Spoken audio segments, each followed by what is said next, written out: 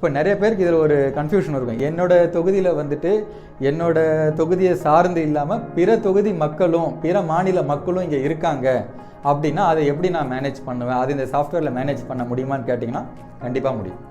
நீங்கள் details add பண்ணும்போது இவங்க வந்து அதர் ஸ்டேட்டு இல்லை அதர் கான்ஸ்டிட்யூன்சின்றதை வந்து நீங்கள் சூஸ் பண்ணிக்கலாம்.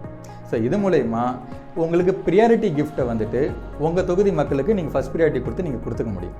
நீங்கள் ரேஷன் கார்டு டீட்டெயில்ஸ் என்ட்ரு பண்ணாலே இந்த பர்சன் வந்து பிலாங்ஸ் டு உங்கள் தொகுதியா இல்லை வேறு தொகுதியான்றதை நம்ம சாஃப்ட்வேர் உங்களுக்கு ஐடென்டிஃபை பண்ணி சொல்லிடும். ஏன்னா ஒரு தொகுதியில் வந்து 50,000 பேர் இருக்காங்க அப்படின்னா அதை எல்லாமே நம்மளால் ஞாபகம் வச்சுக்க முடியாது. ஸோ அதுக்கு தான் இந்த PS25 சாஃப்ட்வேர்.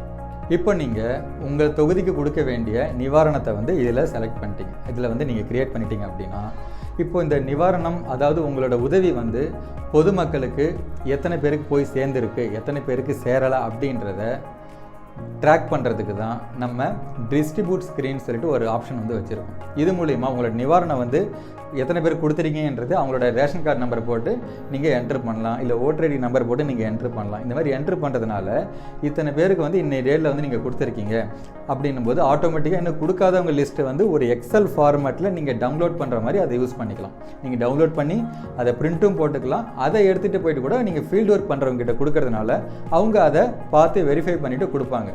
இது மூலயமா உங்களுக்கு ஒரு பொருளை வாங்கின பர்சனே மறுபடியும் கேட்கும்போது நீங்கள் ஷோராக சொல்லலாம், ஏன்பா தம்பி இதை நீங்கள் ஆல்ரெடி வாங்கிட்டீங்க அப்படின்றது.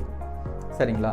இன்னொன்று முக்கியமான விஷயம், பொருள் எந்த அளவுக்கு மக்கள் வந்துட்டு 2-3 தடவை வாங்குறாங்களோ அதே அளவுக்கு நம்மக்கிட்ட ஒர்க் பண்ணுற சில பேர் அந்த பொருள் வந்து கரெக்டாக கொடுக்காம இல்லை அங்கே ஆள் இல்லாததுனால அதை அவங்களே யூஸ் பண்ணுறதுக்கான வாய்ப்புமே நிறைய இருக்குது. அதை நிறைய கேண்டிடேட்ஸ் எங்கிட்ட சொல்லியிருக்காங்க. அதையுமே பார்த்தீங்கன்னா இந்த சாஃப்ட்வேர் மூலிமா நம்ம ட்ராக் பண்ண முடியும்.